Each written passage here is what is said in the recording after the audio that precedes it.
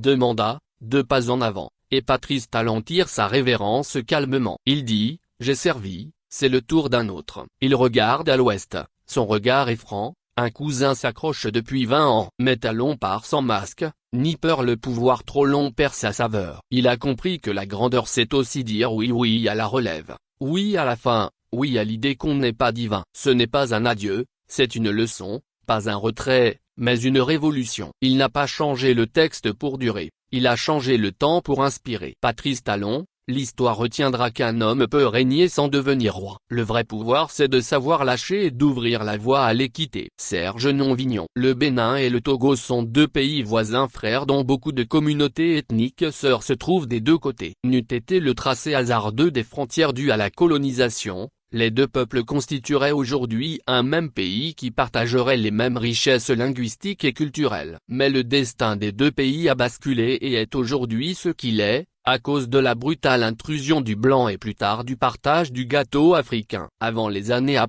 '90, avant donc que le vent de l'Est ne commençât à souffler en Afrique, l'actualité politique sur le continent noir était en grande partie rythmée par la présence, ici et là, des régimes autoritaires ou de dictatures, organisés autour des partis uniques. Le Bénin et le Togo durent subir chacun de son côté des dictateurs avec des fortunes diverses. Le marxiste-léniniste Mathieu Kérékou régna sur son pays d'une main de fer dès sa prise du pouvoir par un coup d'état militaire le 26 octobre 1972, avec toutes sortes de violations des droits de l'homme. Essoufflé sur le plan économique et isolé sur le plan diplomatique, le Bénin était le premier pays en Afrique à organiser une conférence nationale en janvier 1990 et à ouvrir la voie au multipartisme. Mathieu Kérékou s'excusa auprès de son peuple et accepta les décisions de la conférence nationale. Battu en 1991 lors des premières élections démocratiques par Nicéphore Soglo, il sera élu en 1996 et en 2001. Depuis cette époque, nos voisins de l'Est ont connu,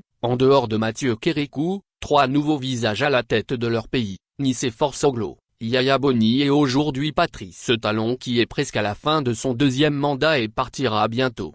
S'agissant du voisin à l'ouest, le Togo, l'intrusion brutale et sanglante de Gnassingbé et Yadema sur la scène politique togolaise, à travers l'assassinat du premier président démocratiquement élu, Sylvanus Olympio, le 13 janvier 1963, fit en sorte que l'histoire de ce petit pays resta comme figée depuis plus d'un demi-siècle. Pendant que beaucoup de pays africains, dont le Bénin, voient passer pendant la même période, plusieurs visages au sommet de leurs États, plusieurs générations de Togolais et de Togolaises ne connaissent que la famille Gnassingbé. Si au Bénin Mathieu Kérékou laissa faire la démocratie en acceptant les décisions de la conférence nationale, reconnut sa faute et s'excusa, la CNES, Conférence nationale souveraine, au Togo, qui s'était déroulée du 8 juillet au 28 août 1991, commença sous de mauvais auspices. En effet, la délégation des forces armées togolaises, FAT, quitta les assises dès que la conférence avait annoncé son caractère souverain. Et Yadema qui avait accepté du bout des lèvres la tenue de la conférence,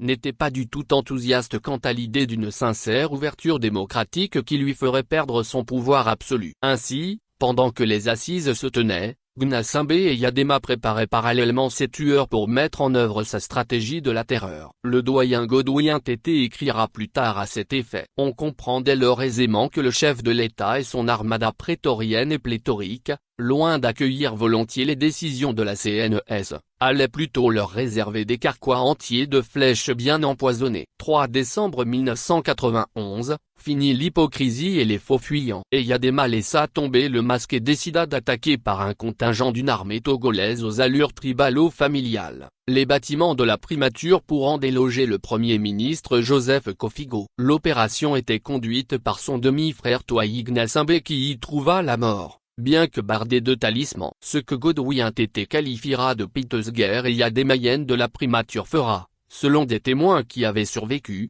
plus de victimes du côté des assaillants pro-Yadema que de celui des fidèles au Premier ministre de la transition. Kofigo fut conduit manu militari chez le dictateur Yadema. C'était la fin de l'application des décisions de la conférence nationale. C'était aussi et surtout la fin des illusions démocratiques togolaises. La dictature, qui n'était en réalité jamais partie, reprit ses droits. Et la suite, tout le monde la connaît, la macabre série d'assassinats ciblés d'opposants commença par Entre autres, l'assassinat par balle de Tavio Amorin le 23 juillet 1992 au quartier Tocouin-Bonvier à Lomé. Pour échapper aux tueurs entretenus et payés par Eyadema et ses proches, des milliers de Togolais prirent le chemin de l'exil, vers le Bénin, le Ghana et vers des destinations plus lointaines. Les dramatiques circonstances dans lesquelles Faure Gnassingbé prit la relève de son père, décédé le 5 février 2005, n'auguraient pas des lendemains calmes pour le Togo. Et ce ne sont pas aujourd'hui le jusqu'au-boutisme dans le mensonge et la violence, la confiscation du pouvoir par la force, la répression tous azimuts, des emprisonnements politiques à tour de bras, pour un oui ou pour un non, qui nous démentirait, hélas. Voilà l'histoire politique récente du Bénin et du Togo qui nous montre, comme s'il en était encore besoin, que les deux peuples ne sont pas nés sous la même étoile. Les Béninois, grâce à la volonté et à l'amour pour son peuple d'un homme, Mathieu Kérékou, verront bientôt s'en aller leur 4e président de la République, démocratiquement élu. Oui, Patrice Talon partira et cédera sa place à un 5e président au sommet de l'État béninois. Quant aux Togolais, les lendemains paraissent sombres et incertains. Faure Gnassingbé tiendra-t-il, vaille que vaille, à sa formule, moi ou le chaos, ou sera-t-il assez raisonnable pour mettre de l'eau dans son vin et écouter son peuple? Et s'il refuse de voir l'évidence, y aura-t-il quelqu'un, comme ça se passe ailleurs, pour siffler la fin de la récréation et ramener le Togo sur les rails de la démocratie? Taït question. Samari Tchadjobo Allemagne. Actualité Bénin. Opinion politique Togo.